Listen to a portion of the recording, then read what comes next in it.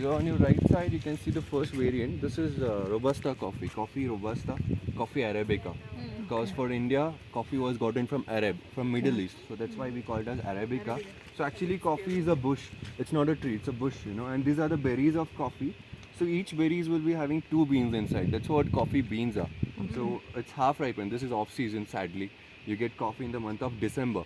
You get red berries around that. You pluck it, take the beans and do pulping. Pulping, you remove the skin and then dry it, and then you do roasting. Roasting, you basically heat the bean. Once you heat the bean, that's when caffeine comes out of the bean. So caffeine is the chemical that gives you energy in coffee. So Robusta gives you around 80 to 85% of caffeine in your coffee on a scale of 100.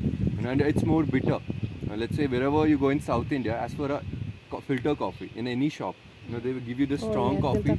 It's all basically made from Robusta. And the Indian brands, Brew, Nescafe. Yeah, these are all basically made from Robusta.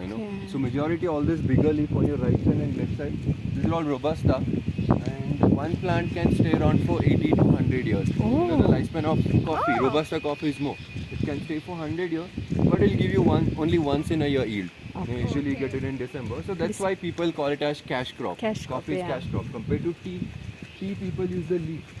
So there's not much wastage which goes in. But in coffee they use the berries. So there's a lot of wastage. Once you remove the skin is used for making coffee scrub, coffee moisturizing cream and all. The beans are used for making coffee powder. So the process will show you inside. You can see avocado tree from here. Straight over there, there's like bunch of green fruits hanging there. In that tree. Avocado, that's avocado tree. Right now only 30% of the population in Coorg grow avocado. Rest of the people are into coffee business. And in India, Coorg is the second leading producer of coffee.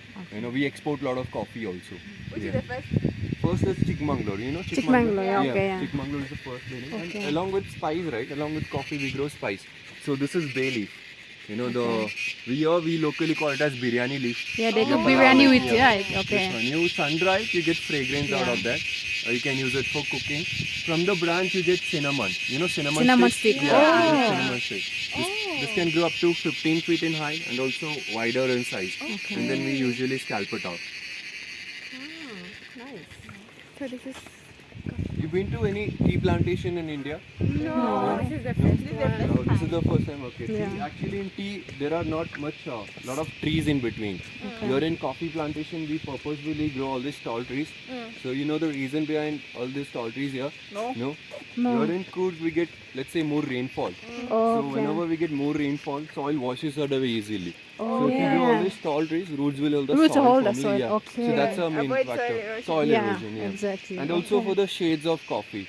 If you want to grow coffee, you should always grow coffee in shades. Because if you allow direct sunlight to fall on the plant, berries become more acidic in nature. So if you consume 2 or 3 cups in a day, you feel enough. Your body produces heat, which is not necessary. That's the reason we grow all these tall trees for the shades.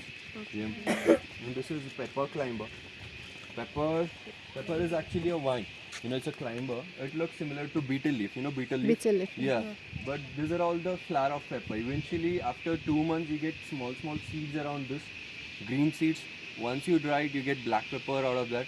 You remove the skin and dry it, you get white pepper out of that.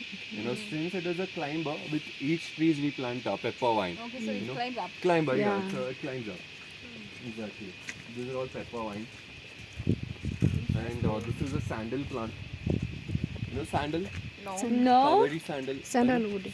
Sandalwood, yeah. Most expensive It's wood. expensive, yeah. This The is oil they sandalwood. use also, right? So there are like 2 varieties of sandal, yellow sandal and red sandal.